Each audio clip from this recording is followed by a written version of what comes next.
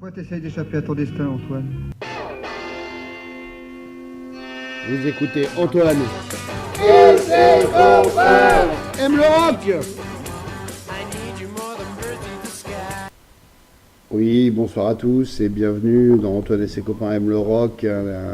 Un exercice discographique de plus et un exercice que j'appréhende, à vrai dire, parce que c'est peut-être mon album préféré de tous les temps. Donc forcément, j'ai peur de ne pas être à la hauteur. J'ai peur aussi d'être contrecarré par mon invité de ce soir, qui n'est pas forcément dans les meilleures dispositions et qui aura vraiment, je pense, qui va me donner du fil à retordre juste par principe, parce qu'on se connaît depuis des années.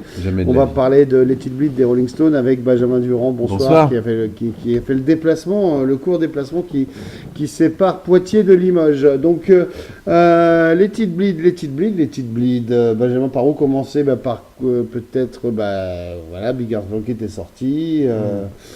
Et comment se passent les sessions? Elles se passent dans plusieurs temps, parce que le groupe va vivre une période tumultueuse dans quasiment ces 10 mois qui vont être nécessaires à la conception de Let It Bleed.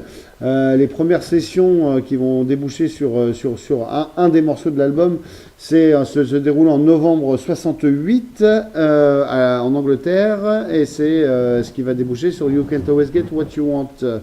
Donc voilà, par où partir, je ne sais pas. You Can't Always Get What You Want qui sera la phase B du single qui précède l'album, et qui sera aussi une espèce de morceau qui sera plus court sur le 45 tours, et donc qui va donner lieu à la présence d'une chorale féminine que Jagger va diriger en novembre 68, et qui va quasiment être arrangé par Al Cooper, qui a déjà bossé avec Dylan. On en a parlé. Tu peux nous redire un peu qui est Al Cooper? Parce qu'il est vraiment un des personnages fondamentaux du morceau You Can't Always Get What You Want. On commence par celui-là parce que chronologiquement, c'est le premier qui a été enregistré pour les Let It Bleed. Al Cooper est un guitariste à la base, et qui est surtout connu parce que c'est lui qui fait sa partie d'orgue sur le Like Rolling Stones, c'est ça? Voilà. C'est ça qui est assez génial. C'est lui qui, n'étant pas organiste, va s'imposer comme organiste sur Like a Rolling Stone, et qui va donner vraiment sa couleur au morceau. Et en fait, Al Cooper, ensuite, un peu plus tard, va fonder le groupe Blood, Sweat and Tears, et qui va être extrêmement important, et qui va, au-delà de la participation sur les albums de Dylan, qui va attirer l'attention des Rolling Stones pour participer à ce morceau. Ah, tu crois que c'est ça qui fait que ça attire l'attention des Stones? Bien sûr. Pas déjà le crédit qu'il avait pour Like Rolling Stone et les albums de Dylan? Non, je pense que c'est vraiment sa participation à Blood, Sweat and Tears qui le fait assez important, qui le rend assez important en Angleterre. D'accord. Parce que du coup, les Rolling Stones, c'est marrant parce que c'est assez intéressant.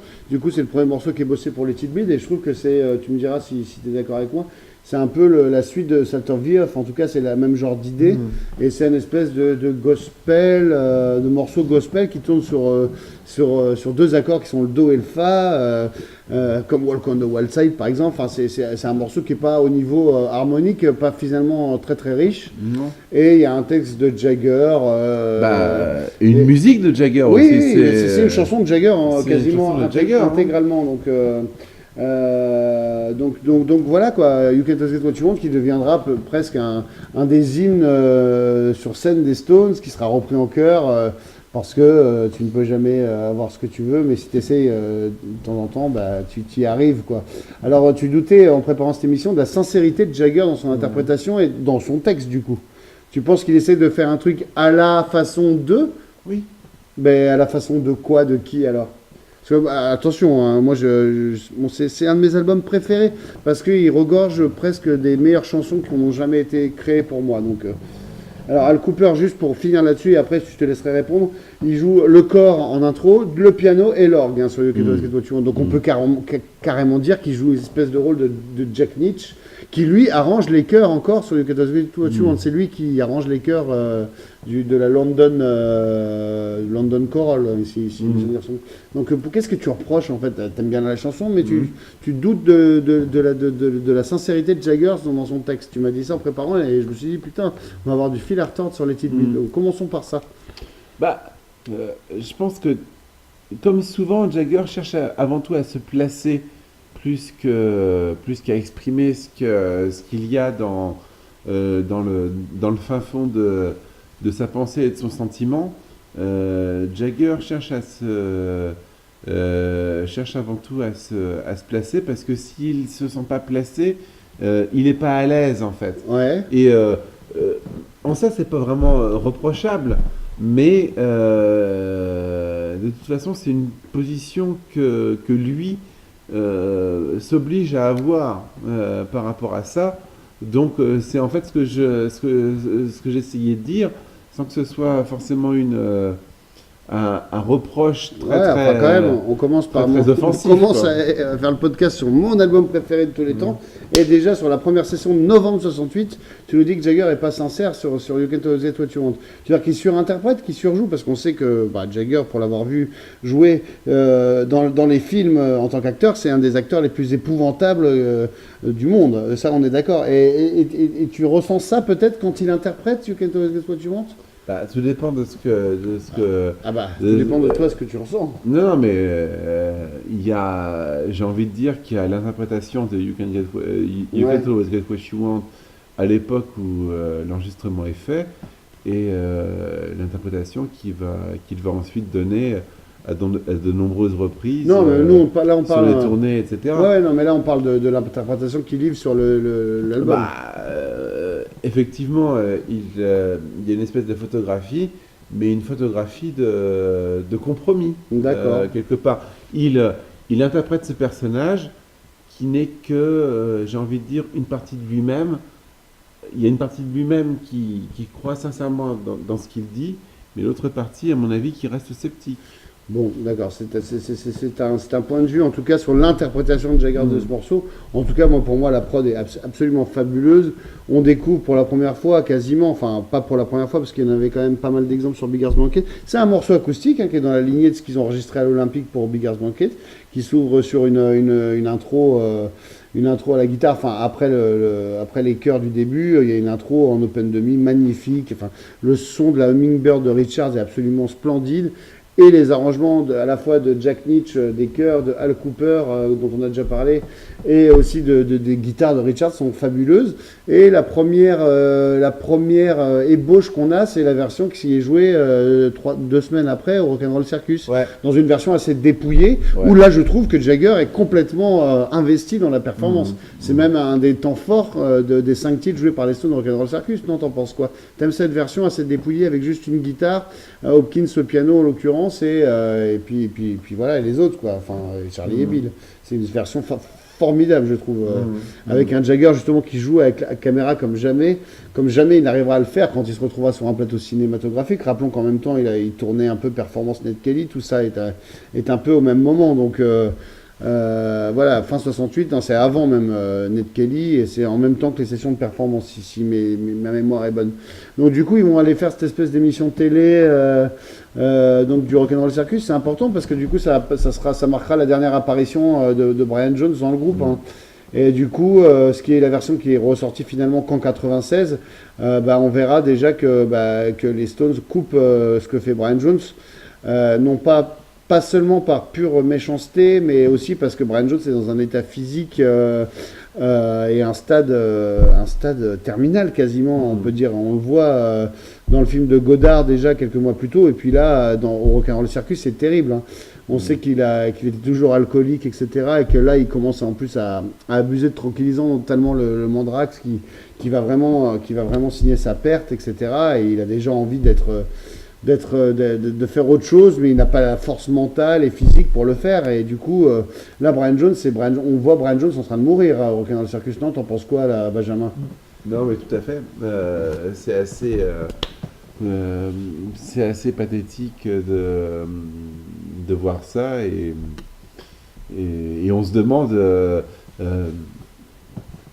on se demande ce qui reste du groupe à ce moment-là. Et c'est un petit peu la force qui va tenir Let It Bleed quelque part. C'est cette présence, absence et compensation de la perte de Brian Jones Et d'un renforcement qui va hanter le groupe. Ouais, enfin c'est même je veux dire, la relation de Jagger Richards n'a jamais été aussi renforcée qu'à cette époque. Renforcée. Renforcée parce que juste avant l'épisode Tanger et que Richards pique la petite amie de Brian Jones, etc. Je veux dire, Richards était vachement rapproché de Jones et ça le coule définitivement. Oui, mais à l'époque de Let It Bleed, on peut aussi dire que. Bah là, on est fin le moment... 68. Hein, ouais, oui, mais on peut dire aussi que c'est le moment du tournage de performance où Jagger couche avec Anita Pallenberg qui a été avec Keith Richards. Oui, pendant que Richard attend furieux dans la bagnole en bas. En composant Gimme Shelter. Oui, donc finalement, c'est vrai que tu soulèves un point important. Qu'est-ce qu'il en est vraiment de la relation de Jagger Richards quand tu sais que Jagger se tapait Pallenberg. Donc c'est toute la complexité des Stones et ça a toujours été une espèce de jeu d'équilibre entre les membres du groupe, sachant que Bill Wyman est toujours à part, etc. Il a toujours été ronchon à ce sujet. Et Charlie Watts, lui, digne, continue à bosser sans rien dire. D'ailleurs, à tel point que c'est absolument pas lui qui joue de la batterie sur You Can't Always Get What You Want. Absolument. C'est bien la batterie de Jimmy Miller que vous entendez, qui est donc producteur du groupe depuis le single Jumpin' Jack Flash et donc l'album précédent Beggar's Banquet. Donc on arrive sur le début de l'année 69, etc. Et là, la question va se poser. Les Stones ont envie de retourner aux États-Unis, mais Brian n'est pas en état d'y aller. Non. Donc, on va, en plus de, ils vont le virer, quoi. Ils vont le virer du groupe, tout simplement. Mais simplement, on va aller le voir chez lui et puis on va lui dire. Et une scène immortelle d'un merveilleux téléfilm dont on a parlé dans un podcast sur Mick Taylor. Donc, on va pas refaire l'histoire, mais du coup, les sessions de Let It Bleed se poursuivent. Finalement à l'Olympique studio à partir du 10 février 69. Donc Brian est censé encore être là. Mais alors là, grande question, sur les crédits, Brian Jones est censé jouer de l'auto-harp sur You Got the Silver et des percussions sur Midnight Rambler. Ouais. Amis téléspectateurs radiophoniques et amis écouteurs, auditeurs, quelqu'un peut m'envoyer le timing précis où on perçoit les percussions sur Midnight Rambler, ça me ferait vraiment plaisir. Très, très, très curieux. Mais d'un côté, s'il est crédité, c'est que c'est pas une erreur de pochette. Enfin, il a dû participer à ces sessions. Ça doit être ses dernières sessions. On ne sait pas vraiment précisément quelle est la dernière fois qui vient aux sessions, mais en tout cas, voilà, c'est un groupe qui est le monstre. Enfin, le monstre à 5 têtes est à 4 têtes. Et même à une tête, puisque c'est l'album absolu de Richards qui fait absolument tout, jusqu'à prendre la basse quasiment sur une majeure partie de l'album. Donc du coup, on se retrouve là avec un groupe, comme tu dis, complètement désossé, quoi. Désossé, et pourtant, quand je dis que Jagger Richards, malgré la coucherie de Pallenberg, ils vont faire des petits voyages à droite à gauche, donc ils vont à Rio et puis ils écrivent en Quitoncoman au bord d'un fleuve. Je vous invite à regarder cette scène fabuleuse de Olé Olé où les Stones expliquent ce voyage à Rio et que Richards raconte que c'était un petit truc à la Hank Williams qu'ils ont essayé de faire, et puis ils ont écrit cette histoire sur les putes, etc. Et à la base c'était que country ça serait d'ailleurs Taylor qui aurait suggéré aux Stones d'en faire une version plus rock qui sera publiée en 45 tours dès le jour d'Hyde Park, d'ailleurs, 5 juillet. Et quel 45 tours. Et quel 45 tours.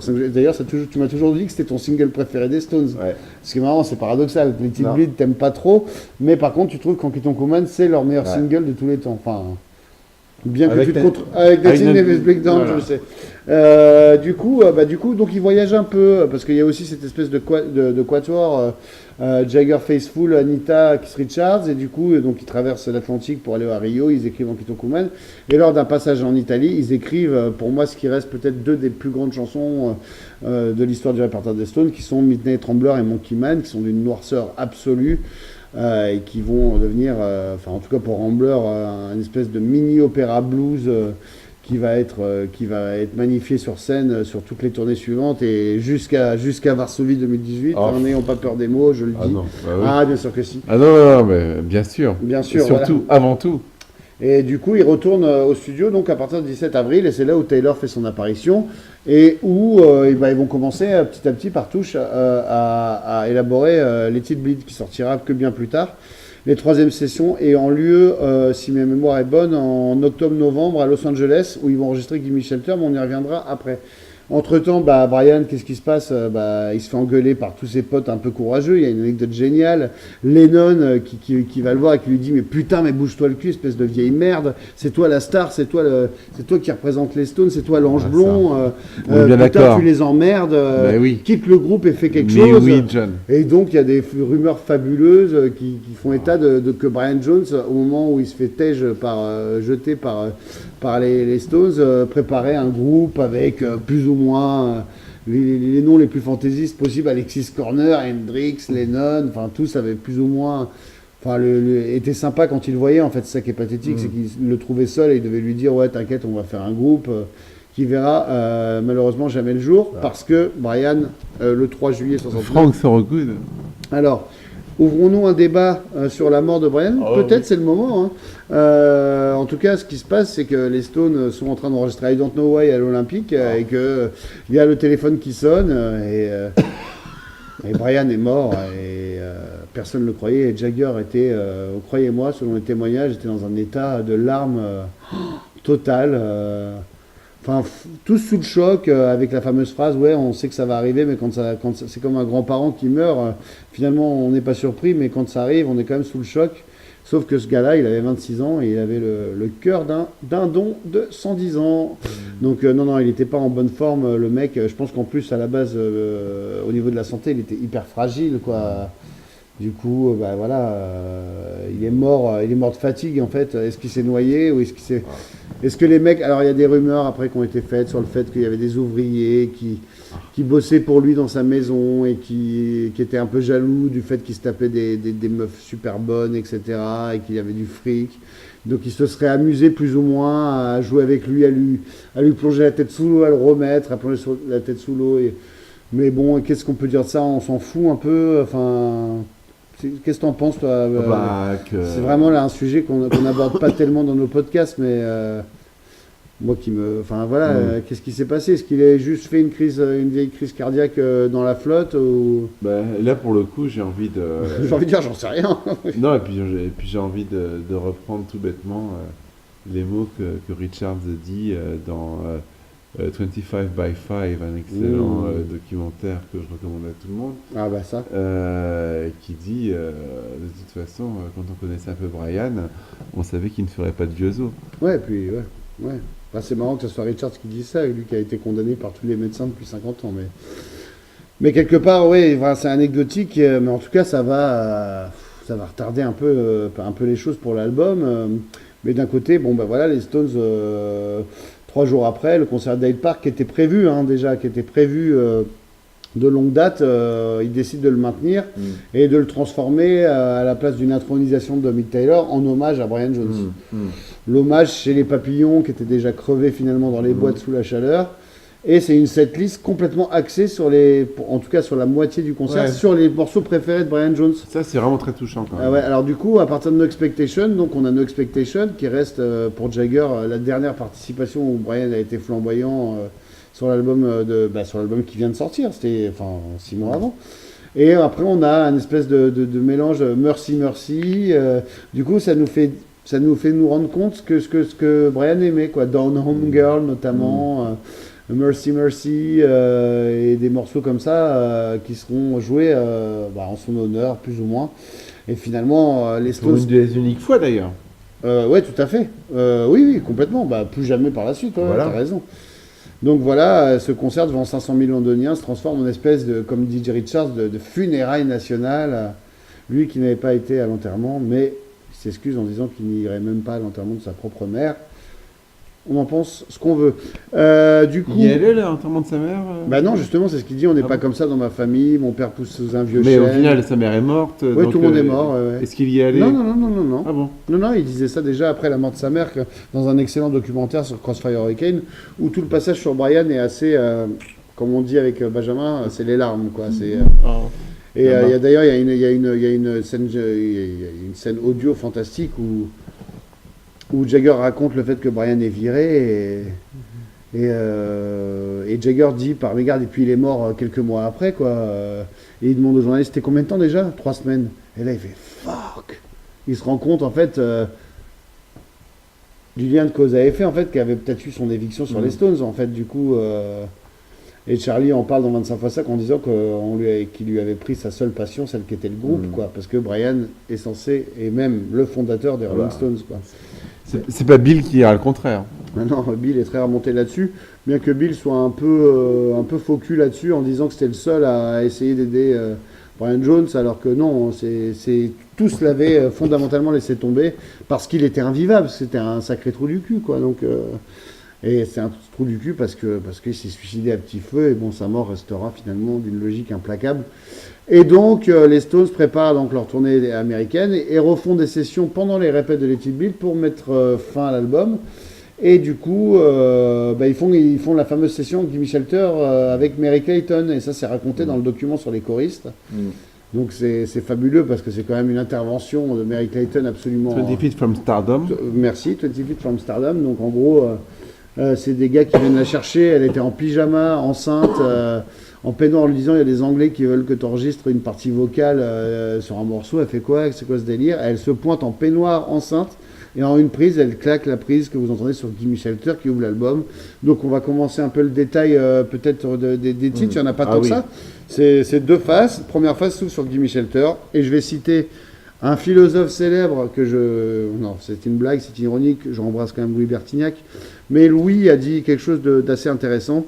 Il raconte l'anecdote, je suis allé à la FNAC, il y avait les petites bits qui étaient sorties, j'ai mis ça dans les haut-parleurs, ça sonnait d'enfer, il dit ça comme ça, et il dit, quand j'ai entendu l'intro, il y avait absolument tout ce que j'aimais dans la musique, et là-dessus, Louis, je te rejoins totalement.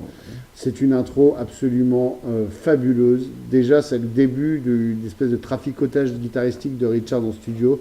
C'est-à-dire qu'il est capable de faire 8 ou 9 pistes pour après les monter, pour garder les meilleurs passages.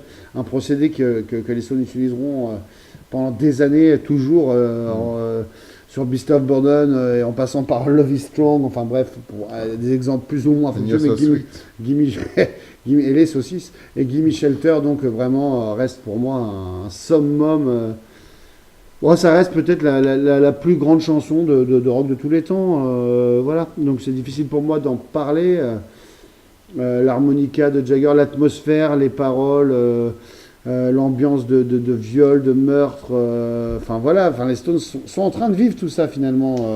Les Stones et puis le monde aussi. Non, en tout cas, c'est les Stones qui jouent, donc oui, le monde aussi, oui. Non, mais c'est en ça que c'est intéressant parce que l'espèce de danger que eux ressentent, ils arrivent à traduire ça par rapport à l'époque d'extrême tension qui secoue l'Angleterre, mais surtout les États-Unis, qui restent quand même leur marché de conquête majeur. Surtout que c'est enregistré vraiment juste avant le début de la tournée. Voilà, l'album ne sort que début décembre. Donc la tournée se fait sans que Let It Bleed soit connu par le public. Tout à fait. Mais bon, c'est mine de rien, ils ont cette tournée américaine en ligne de mire et bon, les États-Unis viennent de vivre les assassinats de Kennedy, de Martin Luther King, etc. Oui, plutôt, oui, parce et que donc, Kennedy, ça fait un bout de temps qu'ils en sont. Non, mais de Bobby Kennedy. Oui, pardon. Oui, oui, t'as raison.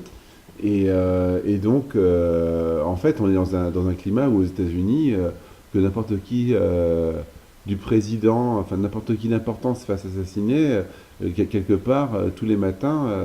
Tu te poses la question pour toi-même. Bah oui, et puis c'est plus étonnant, quoi. Ça n'a plus rien d'exceptionnel, quoi. On a l'impression que n'importe qui peut se faire assassiner, il n'y a plus de hiérarchie. C'est un peu comme aujourd'hui chez les jeunes, après avoir vécu le traumatisme des attentats en France, c'est que du coup, la génération, moi qui bosse avec des gamins, la génération là, qui a 12-13 ans, est habituée à l'idée qu'on peut se faire tirer dessus dans les rues de Paris, même si ça peut paraître choquant ce que je dis, c'est une vérité chez les enfants.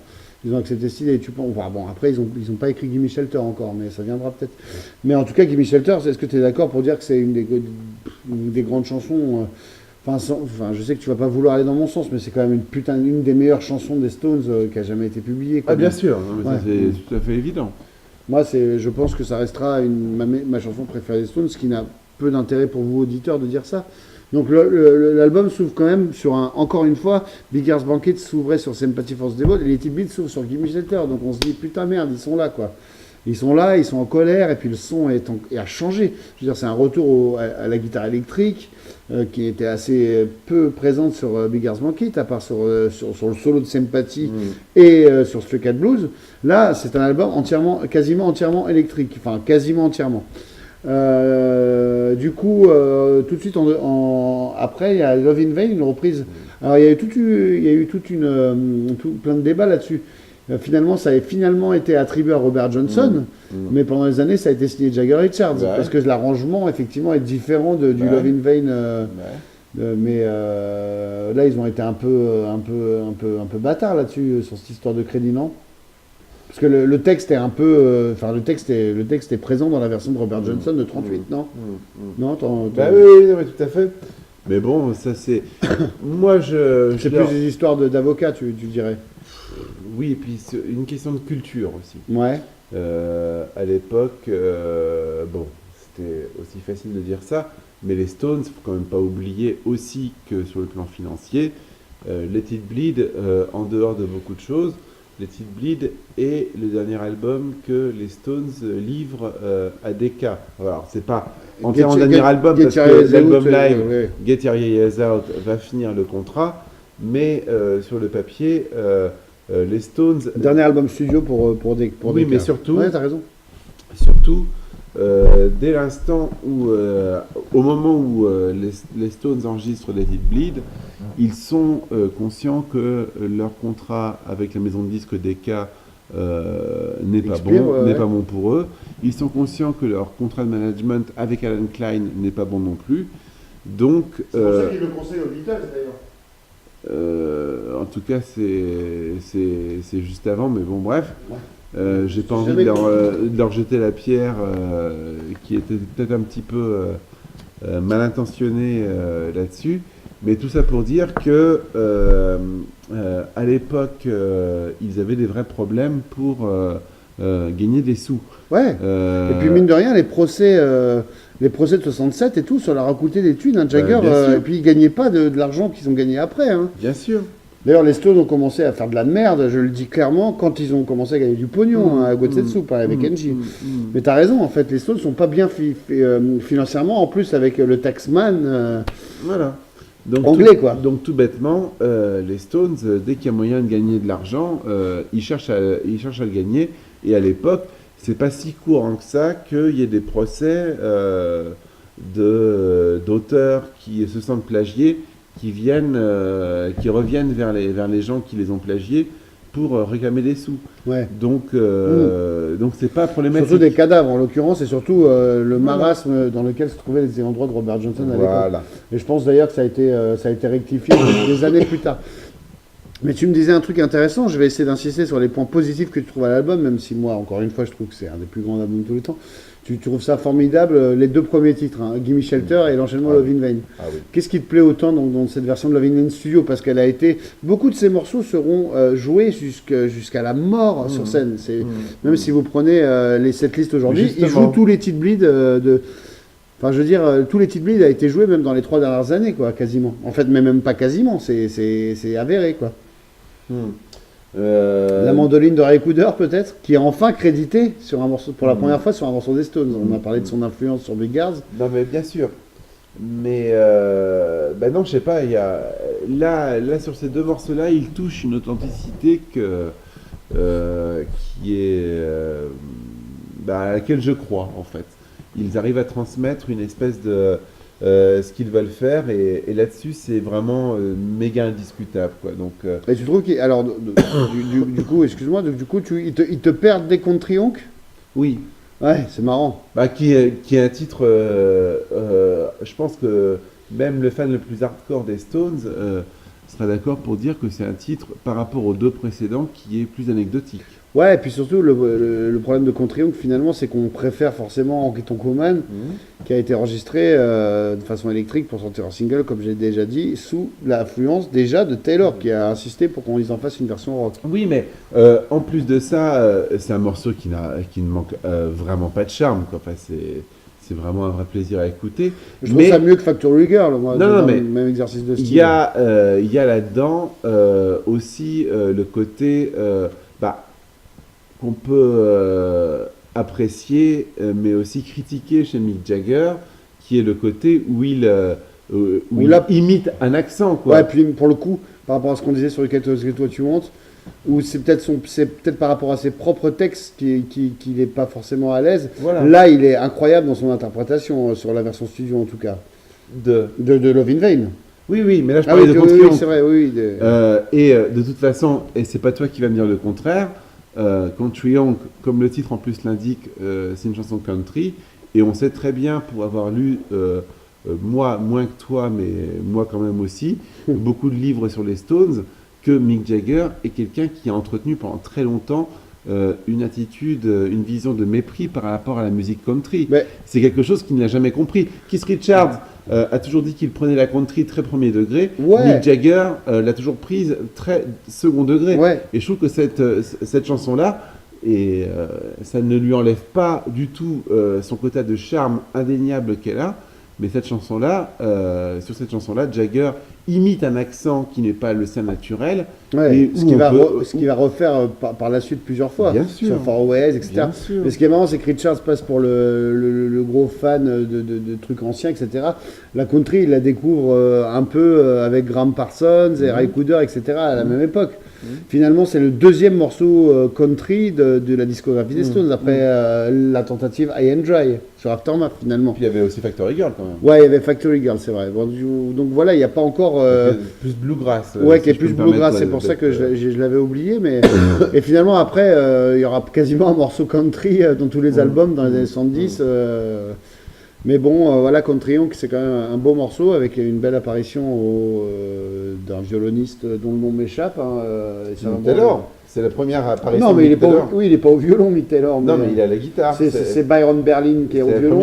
c'est la première apparition sur un album De Mick Taylor, c'est ce que j'allais dire. Et la deuxième, elle arrive sur le titre d'après. Alors ça, moi j'ai With vraiment... Ouais, sur les With Me. Alors c'est notamment... c'est la première version, la deuxième apparition de Mick Taylor. Et ça, vraiment, pour en prendre la mesure, il faut que vous procuriez les Isolated Tracks de Let It Bleed. Et là, vous vous rendez compte de la partie rythmique de Taylor qui était encore au service du groupe. On voyait qu'il voulait s'intégrer, etc. et qu'il voulait pas prendre trop de place au niveau soliste comme il a fait après. Et sa partie de guitare a vraiment plus à voir avec ses parties de guitare qu'il a sur le concert d'Hyde Park, où il est juste parfait sur une SG et avec cette espèce de rythmique funky qu'il a tout le long, qui marquera aussi l'apparition d'un autre personnage qui va être très important dans la suite de l'histoire du groupe, c'est Bobby Keys, qu'ils avaient rencontré dans les années 60 déjà, et qui marque, c'est son premier solo, et un premier solo voilà, il y a eu des cuivres sur Have You Seen Your Mother, mais c'est le premier solo de sax, j'allais dire, non pas sur un disque rock, mais d'une intensité rock comme ça, ça marque vraiment le premier solo de sax. Je sais pas, il y avait peut-être eu Lady Madonna et les Beatles déjà Ouais, au niveau. c'est vrai. Donc ils reprennent l'idée de Lady Madonna encore une fois sur un morceau avec un texte vraiment typiquement stonien sur des habitudes d'un. Non mais c'est vrai, enfin, tu te moques de moi, mais c'est vrai que c'est. J'ai des habitudes bizarres, je prends le thé à 3 heures, je tire sur des rats, etc. Mais malgré ça, même si je me comporte comme une espèce d'enculé, est-ce que tu veux vivre avec moi, quoi? Enfin, et toute la misogynie de Jagger qu'on entendait déjà d'Aftermath prend une espèce de maturité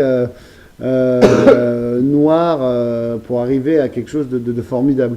Donc tout ça pour déboucher sur un morceau, le morceau du éponyme, c'est ça qu'on dit, pour le morceau qui porte le nom de l'album, Oui. Let It Bleed. Qui, bon, moi j'ai moins de choses à dire dessus parce que c'est pas un morceau que j'adore le texte, etc. Ah, je trouve que c'est un morceau qui n'a jamais été vraiment bien. C'est une très bonne chanson à la base, Ouais, le texte est très bon, hein. mais je sais pas pourquoi. En fait, je connais pas de bonne version de cette chanson qui Bah, est par par ailleurs le- très bonne.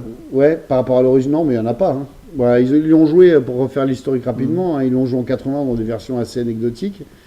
Et c'est tout. Enfin, après, ils le font de façon unplug de Clapton, dégueulasse, sur Stripped, ou de temps en temps, quand ils ont envie de se reposer sur scène. En 2002-2003 Ouais, c'est ça, enfin C'est voilà. souvent. Ouais. On l'a vu à Bercy. Non, on l'a pas eu à Bercy. On l'a pas eu à Bercy, mais. Par contre, elle est sur au Madison.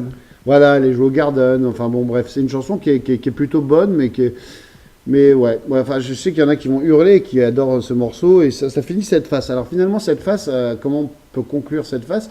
Finalement, je suis assez d'accord avec toi. À part les 2 premiers, il y a 3 titres qui sont les 3 moins bons titres de l'album.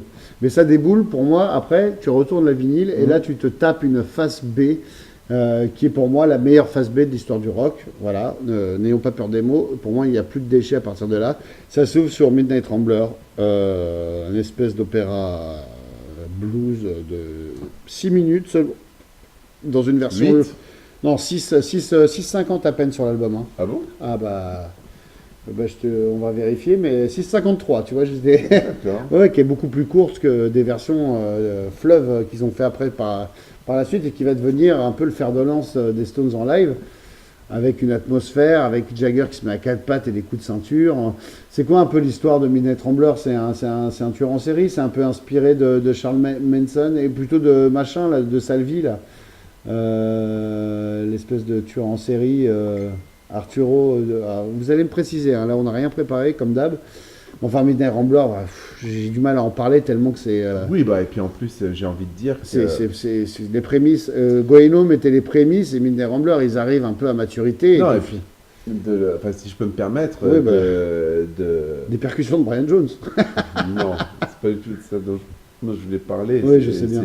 C'est juste qu'en fait, il parle de Reaper. C'est aussi une évocation directe de la légende de Jack l'Éventreur. Oui, c'est ça aussi. Et Voilà. les Stones sont quand même des Anglais, et donc ils font clairement une espèce d'association uniquement, une fois de plus, cette espèce de crossover éternel culturel entre l'histoire un peu ethnique et malsaine des États-Unis avec l'histoire ethnique malsaine de l'Angleterre. Ouais, là, Et voilà, là, il se place exactement là-dessus. Ouais, mais du coup, ça donne je voudrais souligner le travail de Charlie Watts, qui est extraordinaire sur ce morceau. Et puis les guitares de Richards, et puis cette espèce de passage d'un tempo à un autre, et puis de tout le passage du milieu, de la reprise. Enfin voilà, et puis Jagger incarne un personnage, et il est vraiment dans son interprétation absolument juste, etc. Et c'est le plus grand morceau de tous les temps. Et tout ça débouche sur une ode à l'amour, une ode à Anita Pallenberg, probablement, You Got the Silver, qu'il a complètement écrit tout seul. On peut sur certains bootlegs trouver une version chantée par Jagger, où là, on peut citer Benjamin Durand, où là, on entend toute la façon de Jagger qu'il a d'interpréter une chanson sans y croire vraiment. Moi, j'adore la version de Jagger parce que je suis snob et parce qu'on a tellement l'habitude d'entendre les Tick Beats que ça fait du bien de l'entendre chanter par Jagger. Mais You Got the Silver, qui, au dernier concert des Stones à Varsovie, était encore joué, et c'est une magnifique chanson, quoi. Enfin, et c'est la première fois qu'on a un Richards, j'allais dire, on a un peu les prémices du Richards des ballades des années 80-90, de Make No Mistake. C'est la première fois qu'il ouvre son cœur, finalement, et qui... Enfin, surtout, c'est la première fois qu'on a un Richards en lead vocals. Ouais, tout à fait. C'est la première chanson de Richards chantée sur tout le long. Donc déjà, voilà. Parce qu'avant, on avait eu quoi? Connection chanté en duo. Voilà. On avait eu un couplet ou deux sur Something Happened to Me Yesterday. Pareil sur Salt Salt of of the Earth. Et là, c'est la première chanson solo de You Got de Richards. Voilà. Et c'est fabuleux, avec une espèce de reverb à l'envers qui me traumatise encore aujourd'hui. Et des slides. En veux-tu, en voilà. Et avec Brian Jones à l'auto-harp. Ah bah oui. Expliquez-moi aussi ce qu'est l'auto-harp, parce que... Ah bah si, ça alors qu'est-ce que mais... t'entends alors qu'est-ce qu'il fait? Non mais chante-le. J'entends pas, mais je sais ce que c'est que l'auto-harp en tout cas. C'est de l'harmonica automatique? Non. Non, c'est une espèce de guitare un peu moyenâgeuse qui se porte... un peu comme du Simmer? Ouais, mais qui se joue pas à plat, mais contre le ventre. D'accord. Et c'est bon. C'est récemment la chanteuse que j'adore par-dessus tout, PJ Harvey, Oui. qui a remis cet instrument à la mode, notamment sur son album assez fondamental sorti en 2011 qui s'appelle Let England Shake. D'accord. Et voilà. D'où ta connaissance précise de cet instrument, mais que j'entends pas particulièrement en fait finalement sur le résultat final. Moi non plus, mais au moins je sais ce que c'est que l'auto-harp. Mais peut-être qu'on l'entend grâce mieux à PJ Harvey que grâce à Brian. Ouais. Brian Jones. Peut-être qu'on l'entend mieux que les percussions de Midnight Rambler, qui sont pour moi inexistantes. Alors après, je suis un peu sourd avec l'âge. On arrive sur un ovni, un album track définitif, Monkey Man, qui pour moi, voilà, c'est pareil. De toute façon, vous me demandez mon top 5 des Stones, je vais vous le donner. Vous ne me demandez pas, je vous le donne. Il y a Midnight Rambler, il y a Gimme Shelter, Ah bon il y a Monkey Man, il y a Jumping Jack Flash et il y a Stray Cat Blues. Donc déjà, voilà, c'est mes 5 chansons préférées des Stones. Du coup, il y en a quand même 3 qui sont sur cet album et 2 qui sont produits quelques mois avant. Monkey Man, encore écrit en Italie. Monkey Man, ce serait pas un peu le junkie aussi, évoqué par Lennon dans Everybody's Got Something to Hell, except for me and my monkey. Enfin, l'espèce de d'argot sur le singe et l'héroïne, je sais pas. Mais en tout cas, dès l'intro, joué par Hopkins. Voilà. Mais moi, c'est ça que j'ai envie de dire, c'est que voilà, la chanson est bien sûr un espèce de sommet de la carrière des Stones, mais je suis content, et vous avez bien entendu. Mais en termes d'illustration sonore, personnellement, je trouve qu'il y a un gros déséquilibre entre l'intro vraiment créée par le travail de Nicky Hopkins, l'atmosphère, et le reste de la chanson qui est très très bien, mais je trouve ça un peu déséquilibré. Si je peux me permettre une critique. Ouais, déséquilibré, mais alors du coup, je vais me faire des détracteurs en plus. Je me souviens, j'avais une discussion avec un certain Julien Francomano, que vous aurez certainement sur ce plateau, qui est amateur de musique, de plein de trucs variés et plus ou moins bien. Et en tout cas, il n'a jamais compris cette espèce de pont qu'il y a, parce qu'il y a un long passage instrumental avec Hopkins qui décolle, une slide, et il n'a jamais compris ce passage-là. Donc c'est peut-être ça que tu évoques. Non. Tu trouves que le morceau ne se tient pas? Non, ouais, c'est vraiment le moment. T'avais dit que en préparant, tu m'as dit que ça avait vieilli, les Tilt Bleed, quoi. Oui, autant aussi. Who's Next a vieilli, mais les Tilt Bleed, je ne vois pas. Moi, je pense que tu peux passer ça dans une cité en passant pour un héros. Après, je suis peut-être idéaliste. Je pense que je me ferais jeter des canettes de 8-6. Moi, de toute façon, je ne demande que. Je ne suis pas sûr que la 8-6 soit si populaire que ça dans les cités, mais bon, bref. Passons cette parenthèse. C'est le son qui. C'est le manque de chaleur qui se dégage de la production, moi, qui me. De l'album me en général ou de Monkey Man? De l'album en général. Parce que c'est un album où ils n'ont pas envie d'être chaleureux là-dessus. Pardon? Ils n'ont pas envie d'être chaleureux, ils ne sont pas dans cet état-là. Donc ça te dérange, ça te fait peur. C'est comme Mishka Azayas, qu'on adore ici, qui disait qu'il avait un rapport aux Stones hyper étrange et que quand il avait découvert le public, qu'il avait découvert la pochette du single Jumping Jack Flash, il y avait un truc qui passait pas, il y avait un truc de peur. Les Stones lui faisaient peur. Est-ce que c'est pas ça que tu ressens? Non, c'est pas une question de ça, c'est une question d'enfermement. C'est ça. Ce que je ressens avec Let It Bleed, c'est un groupe qui est concerné par son propos, mais enfermé et avec assez peu envie d'être chaleureux. Ah mais non, mais je suis d'accord. Qui est concentré sur... Bah voilà. Mais d'un côté, t'adores le Velvet, ils n'ont pas envie d'être chaleureux sur White Light White Heat. On peut pas dire qu'ils ont envie de dire venez nous aimer, quoi. Oui, mais le Velvet n'a pas le même statut que les Stones. Non, mais les Stones, c'est le moins qu'on puisse dire. Voilà. Les Stones, les Stones étaient écoutés. Voilà, les Stones à l'époque de Let It Bleed sont un groupe qui sont attendus et qui concernent beaucoup de gens. Le Velvet, c'est des renégats. Donc c'est pas pareil. Mais ce qui est incroyable, c'est que finalement, avec cet album, malgré ses défauts, parce qu'on va pas revenir sur You Can Tell It What You Want, dont on a parlé au début de podcast, les Stones définissent pour toujours et finalement n'arriveront jamais à se sortir de là. Peut-être, enfin bon, là je me place pas en tant que fan des Stones parce que ce serait pas intéressant, mais j'aime tout après, j'aime beaucoup de choses, etc. Mais là, il se trouve la formule éternelle, en fait, finalement, et c'est pour ça qu'aujourd'hui, finalement, c'est Hot Rocks 2 qui est joué sur scène, quoi. C'est 9 titres. On se moque de Berry, qu'il a toujours joué Johnny B. Good, Roll Over Beethoven, mais les Stones, c'est exactement la même chose. Je veux dire, entre Big Ears, Let It Bleed, voilà, tout est là, quoi. Et du coup, Midnight Rambler continue à être joué dans des versions qui passent des fois la barre des 17 minutes. Pour le coup, je pense que Midnight Rambler doit son succès plus à la version qui est sur Get Your Years Out. Ah, alors ça, c'est un grand débat. Plus que sur... parce qu'il ne faut pas oublier non plus que Midnight Rambler, la version qui est retenue pour la compilation Hot Rocks, ouais, c'est vrai que c'est la live. 1, c'est la version live. Donc, je pense que Midnight Rambler est une chanson qui a une vie à part entière au-delà du cadre de l'album Let It Bleed. Ouais, mais c'est pour ça que j'ai du mal à la considérer comme un titre à part entière.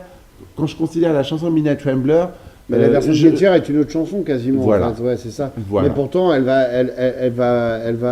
vont toujours repousser les limites. Enfin, Mais- moins maintenant, mais en tout cas dans des versions qui sont toujours savoureuses sur scène. Un peu un concert. J'ai toujours eu tendance à dire qu'un concert des Stones aujourd'hui, enfin en tout cas depuis l'ère Michael Cole, depuis 89, sans Midnight Rambler, bah, il manque quelque chose. Quoi. On y va un peu aussi. En tant que vraiment connaisseur et musicologue du groupe, on y va un peu pour entendre cette énième version de Et Midnight Rambler. pourtant, la meilleure tournée reste celle de Bridges. Mais oui, Babylon, il la jouait ne pas, joue ouais, t'as raison. Ouais, et même les versions, ouais, c'est marrant. Mais voilà, enfin, ça reste un album, je pense que j'espère en avoir dit beaucoup de bien. On va faire Moi juste aussi. un tout petit... Ouais, bah oui, t'as été très bien, tu t'es réveillé au bout de 10 minutes. La mort de Brian, t'as relancé. Bah, toujours. Mais Il est là. sinon, Toujours. au niveau interprétation live, puisqu'on y était, on va juste finir là-dessus. Tous les titres ont été joués sur scène. Est-ce que on pourrait donner peut-être nos versions préférées en live de chaque morceau, ou est-ce que genre Gimme Shelter, ouais, alors Gimme Shelter c'est l'exemple absolument terrifiant. Je me souviens que mon père, qui est fanatique de Gimme Shelter, avait adoré la version de Gimme Shelter par les Winos au Zénith en 92 parce qu'elle se rapprochait beaucoup plus de la version originale que tout ce qu'avaient pu faire les Stones. Moi, je suis pas un fanat des versions de 72-73 avec Taylor enfin, ils en font autre chose, ils en font une espèce de performance pas glam rock, mais en tout cas Guitar Hero qui est pas à mon goût. Et puis maintenant, bon, il y a eu des bonnes versions avec Lisa Fischer, etc. Mais je pense que vraiment, jamais ils ont réussi à la faire sur scène. Monkey Man, n'en parlons pas, c'est un désastre absolu. Même si on est content parce qu'ils jouent ça, mais il n'y a pas une version potable, hein, même en 95 où ils avaient encore un peu des facultés musicales à peu près.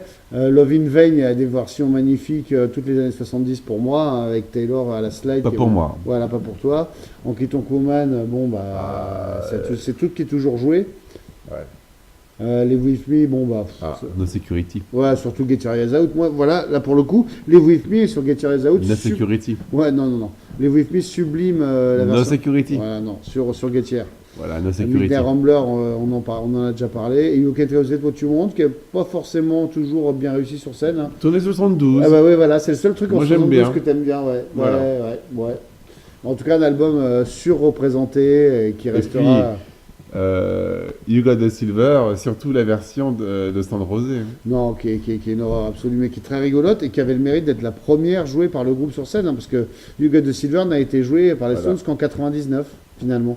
Let It Bleed a été joué qu'en 81. Voilà. Bon, alors pour le cœur, je parlerai de la version de You Got the Silver au Shepherd's Bush en 99. Ah ouais, moi je préférais toujours ce que j'ai pu voir à Varsovie 2018, qui restera quand même le dernier concert des Stones de l'histoire. Bon, je ne sais pas, j'espère pas, mais j'espère quelque part.